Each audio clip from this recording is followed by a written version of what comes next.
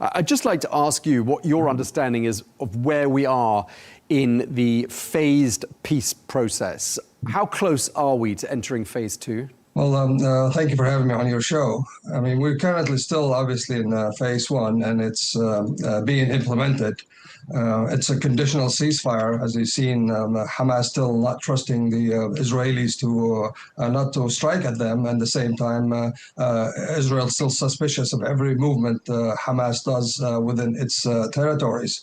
And phase two is being implemented. There's a lot of discussions on the characteristics of the International Stabilization Force, on their authorities, and so forth. And you have the president, Prime Minister Netanyahu is coming to the U.S. this month, and I think that will be a major discussions on the parameters of phase two based on U.S. perhaps conditions and also Israeli conditions, and how to merge these conditions together to be implemented sometime next year. Right, but when you look at the numbers and you see that since October the 10th, some 380 Palestinians have been killed in Gaza, I mean, there are many who say this is a ceasefire in name only. What do you say to that? Well, it is a conditional ceasefire from the Israeli perspective. It's obviously the intents of the military operations are not the same like the one before the ceasefire.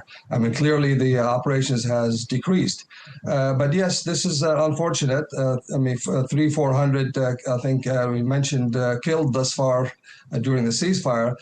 This is something U.S. government, Trump administration is very concerned about. But at the same time, you look at Israel is looking at its own security interests, and unfortunately, Hamas and the Gaza population are intertwined, and Israel has a high tolerance of collateral damage. So that's why we're seeing that this unfortunate casualties. But yes, those are you can look at them as a violation of ceasefire. But when it comes to security, I think either Hamas securing themselves or Israelis securing themselves, they'll perhaps do the same thing to protect their interests.